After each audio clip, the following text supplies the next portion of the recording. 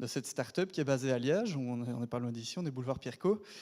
On est 4 personnes et on a une histoire un peu particulière puisqu'on a lancé ça en tant qu'étudiant il y a 4-5 ans maintenant. Il n'y a pas de forme juridique, donc la société en tant que telle n'a que 2 ans. Mais avec Let's Go City, on a présenté un outil pour notre commune en fin 2013, début 2014. Il n'y avait pas d'appli à l'époque pour consulter l'info locale, donc on s'est dit on va faire une appli. Elle a bien marché, elle a séduit d'autres communes aux alentours, ce qui nous a permis de construire un premier modèle économique. Et puis, de fil en aiguille, à réfléchir le modèle et à parcourir et à rencontrer des acteurs locaux, on s'est dit qu'on allait développer un nouvel outil qui centralise différentes informations, qui s'appelle Wallonie en poche. Mais déjà, je vous l'ai expliqué pendant l'exposé. Alors, ben voilà, donc pour précision, Wallonie en poche a été commercialisé à partir du 8 février et mis en ligne le 19 septembre dernier. Donc ça reste assez récent. Alors, quel est le contexte de l'information locale? En fait, ici, pour les Civic Tech, pour faire le lien avec les Civic Tech, je me suis fait la réflexion que les Civic Tech sont utilisés sur certaines grandes plateformes, mais finalement, quelles plateformes véritablement locales sont utilisées? Donc, si on fait un topo de différentes solutions locales qui existent aujourd'hui, on se rend compte qu'il en existe énormément. C'est difficile qu'une idée n'ait pas encore été matérialisée par une application ou par un site web. Donc, on se rend compte que des solutions, peu importe qu'elles soient développées par des ASBL, par des pouvoirs locaux, par des startups, par des grands groupes, il en existe et dans toutes les verticales de la Smart City.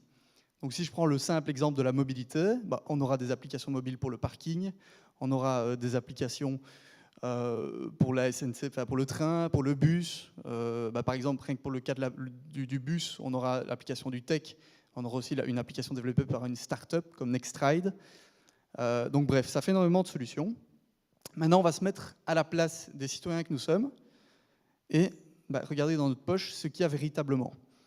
On va peut-être pouvoir télécharger 50 applications, une application coup de cœur, une application dont on a entendu parler, une application qui est importante à un certain moment de notre vie.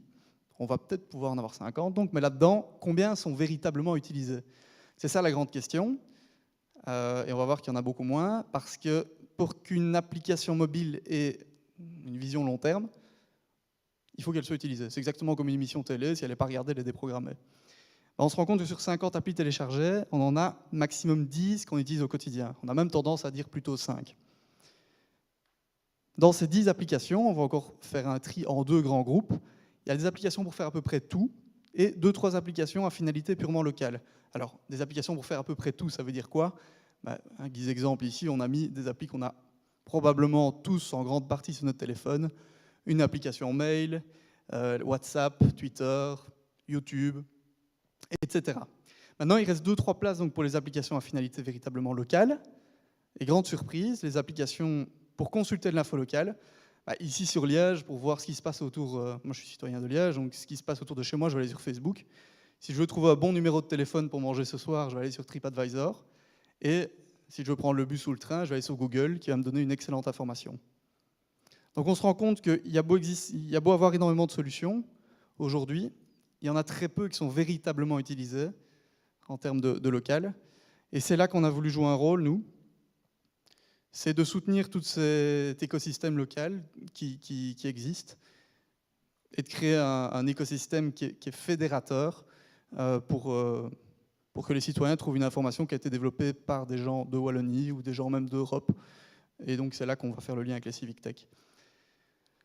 Donc le contexte de Wallonie en poche, c'est de centraliser différentes informations en un point central qui s'appelle une application mobile, disponible sur iOS et sur Android, en un seul point. Maintenant, je vais vous faire une petite démonstration. Petite précision, on est un intégrateur de solutions, on ne remplace rien.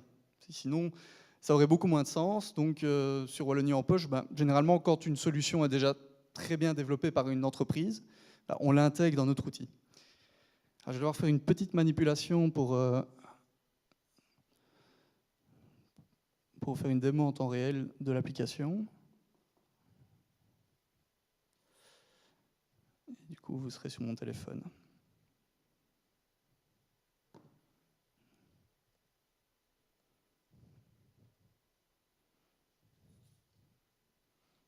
Air mort. Voilà.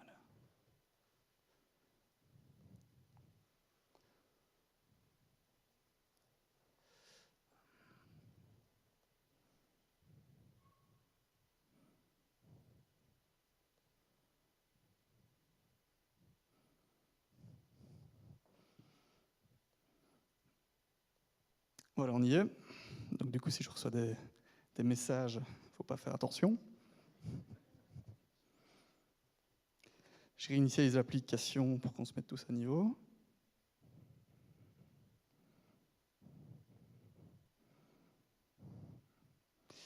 Voilà, on y est. Donc, je démarre sur Wallonie en poche. Je vais enlever la souris pour pouvoir le quitter. Voilà. J'arrive sur Wallonie en poche, peu importe d'où je suis en Wallonie. Donc, peu importe qu'on soit de Charleroi, du Luxembourg, du Brabant wallon ou d'ici, on a accès à certaines informations qui ont déjà été intégrées. Donc, moi, je vais faire ma situation qui est à Liège. Je m'appelle Pierre, je viens de Liège, donc. Et ma commune n'est pas encore adhérente. On va voir que, nous, on considère que, au lieu de city connectés, on parle plus de zones connectées, de communautés connectées. Donc sur Liège, on a le Val-Benoît qui est connecté, on a l'association Commerce Liégeois. Donc il y a déjà pas mal d'informations qu'on peut reprendre, bien que la commune ne soit pas encore adhérente. Donc sur Liège, on a déjà me proposé toute une série de services. Ici, on me propose les bus, collecte des déchets, s'il y a un problème, horaire des trains et point de recyclage. Alors je vais sélectionner bus, déchets, horaire des trains, point de recyclage. Je vais avoir un premier embarquement avec des services d'information qu'on a intégrés à gauche, à droite. Alors pour les bus, ici on me propose la République française et l'Opéra.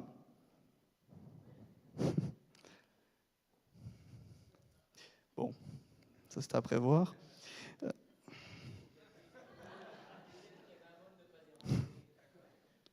Donc voilà, République française. Alors pour les collègues, donc j'ai mis un arrêt de bus les plus proches. Alors pour Liège, on va me demander ma rue. Donc moi j'habite à Saint-Léonard. Voilà, donc Parc Saint-Léonard, je vais mettre pour aller plus vite. Et pour le train, on me demande celui que j'utilise le plus souvent. Moi, la gare, c'est Liège-Guillemins. Voilà, donc passé cette première étape de configuration, je me retrouve avec 4 premiers services dans mon quotidien. Liège, République française, c'est pour voir quand passe le prochain bus. Alors là, on s'est intégré avec l'open data des transports en commun. Et donc je vois que, par exemple, si je veux retourner sur Boncel, mon prochain bus est dans 14 minutes. Et si je reviens à l'accueil et que je vais plutôt voir les trains, c'est le même principe de fonctionnement, sauf qu'on a intégré ici aussi les open data en temps réel de la SNCB. Donc je vois ici le train en direction de Liers aura 8 minutes de retard. Voilà, ça je le sentais venir, voilà. Un autre service, les poubelles. Alors là, on a intégré les calendriers de collecte des différentes sources d'informations qu'on a pu trouver. Parc Saint-Léonard, je vois que je dois sortir PMC, déchets organiques, ordures ménagères, papier, tous les lundis. Il y a des communes où les horaires sont plus compliqués que ça. Je vais donner un autre exemple. On peut ajouter tout autre service ici. Je vais prendre par exemple la commune de Modave, allez, au hasard. Donc ici, je vois que c'est lundi. Alors il y a une exception, puisqu'il y a un jour férié. Ici, c'est le samedi que je vais recevoir une alerte. Donc je peux décider d'avoir un rappel. Pierre, n'oublie pas de sortir tes PMC, tes papiers ou tes verres la veille ou le matin de la collecte. Ce qui est intéressant avec cette possibilité d'ajouter des services qui ne sont pas conditionnés uniquement par les communes, parce qu'il y a beaucoup d'applications par commune ou par zone. Ici, c'est assez fédérateur. Et donc, moi, je travaille à Liège, mais j'ai beaucoup de familles sur Chaudfontaine. Je me balade souvent du côté de Namur. Donc, je vais pouvoir vraiment composer un quotidien qui ressemble à ma réelle mobilité citoyenne. Et les points de recyclage aussi, qu'on a intégré, c'est un autre exemple pratique. C'est que on a trouvé un fichier de bulles à verre et on l'a intégré sur une carte.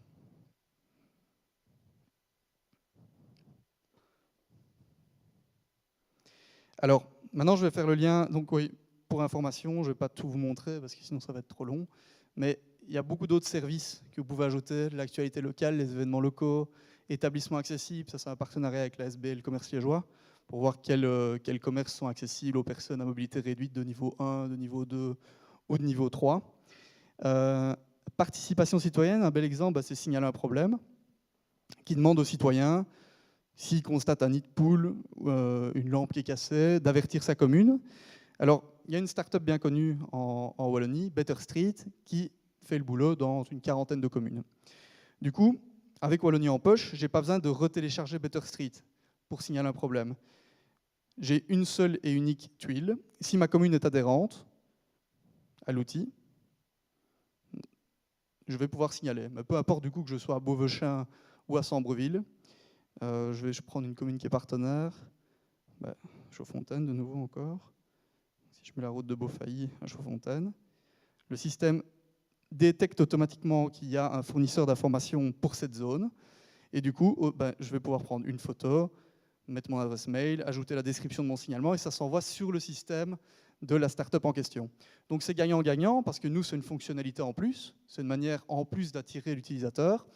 Et pour Better Street, c'est un signalement supplémentaire, parce que tout le monde n'a pas dans sa poche Better Street, du fait qu'il y a beaucoup trop d'applications aujourd'hui sur le marché. Et alors, dernière chose, on a toute une dynamique avec des communautés connectées. Alors, il va falloir juste que je trouve mon matériel. Voilà. Là, je vais faire le lien, par exemple, avec Willway ou avec d'autres startups qui font la participation citoyenne. Si une commune, une communauté, peu importe, que ce soit une école, que ce soit un commerce, que ce soit un hôpital ou un zoning industriel, décide d'adhérer à Wallonie en poche, on lui permet de faire des communications et via un QR code, d'accéder à tous les services qui sont proposés dans la zone. Et quand je dis services, ce n'est pas uniquement les services faits par Wallonie en poche, ça peut être n'importe lesquels. Donc tu parlais de la ville de Floreffe. La ville de Floreffe pourra, en scannant un QR code unique, donc ici c'est la commune de Fléron, qui n'a pas encore Willway, d'accéder à un embarquement personnalisé et de là, voir tous les services qui ont été mis en place dans cette commune. Et là, on peut très bien adhérer à Citizen Lab, à Willway, à Fluicity, à Better Street, à Fix My Street et autres solutions. Voilà. Donc, je vais arrêter ici la démo de Wallonie en poche et je vais conclure sur une dernière fonctionnalité importante dans le monitoring, on va dire, des smart cities.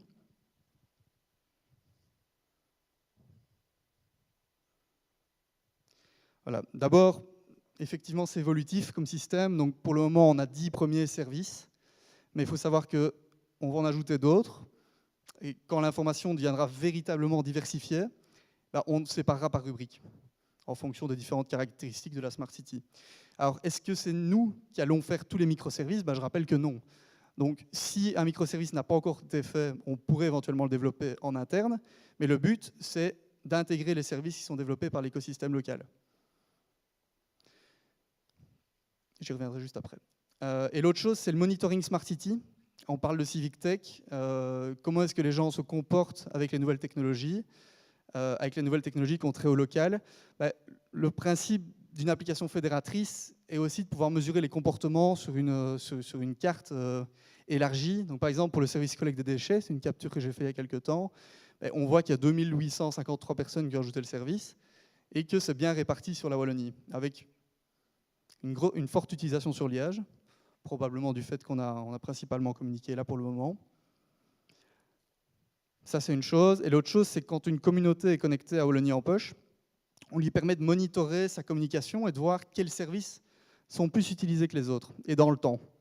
Donc là aussi, ça donne des informations. Est-ce que les Civic Tech, au sens large, sont plus utilisés à l'automne qu'au printemps? Pourquoi?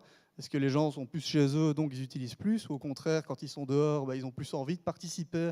Ça peut donner pas mal d'informations importantes. Alors, qui dit Civic Tech dit participation citoyenne, mais aussi participation des développeurs. On a participé récemment à un hackathon à l'université de Mons, dans lequel il y avait une compétition entre développeurs, et les meilleurs services étaient récompensés, et nous, on offrait un prix aux meilleurs services pour l'intégrer sur notre plateforme. Ça, je vais passer. Voilà quelques exemples d'illustrations qui sont mises en place dans nos différentes communes partenaires, par exemple sur les poubelles. Là.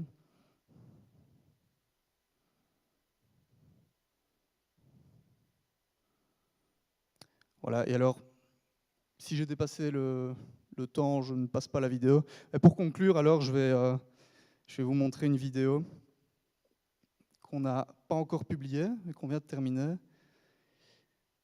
Je ne sais pas si elle va passer, du coup.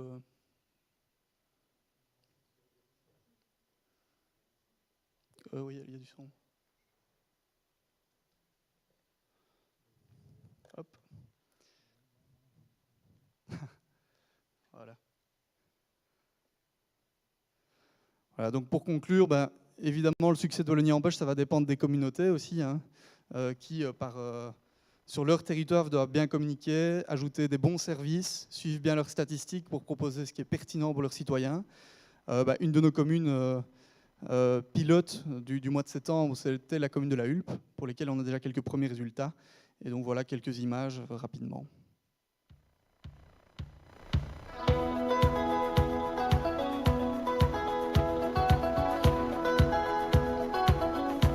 Je trouve que l'application Wallonie Empêche est vraiment très très simple d'utilisation. Donc voilà, il suffit de scanner le QR code qu'on a sur nos affiches et puis on arrive directement et on peut rajouter assez facilement ces services. C'est une application qui est intéressante parce qu'elle nous permet en fait de moduler l'offre en matière digitale.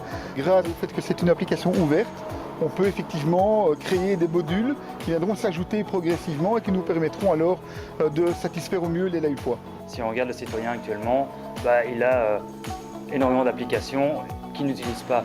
Et donc nous, on voulait vraiment avoir une seule application qui permettait d'accéder à d'autres microservices. C'est très important pour nous d'avoir une approche digitale parce que d'une part, c'est un projet citoyen, participatif, qui nous a permis de mobiliser autour du projet énormément de personnes. Et donc, en ça, c'est intéressant. Et puis, il faut que la commune, l'administration se trouve là où est le citoyen.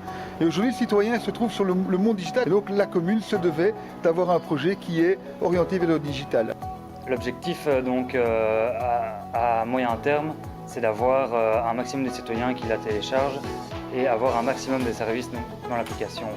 À plus long terme, ce qu'on voudrait, c'est que les autres communes avoisinantes utilisent également l'application pour que le citoyen qui vienne de la Hulpe ou des autres communes ait qu'une seule application pour tous ces services.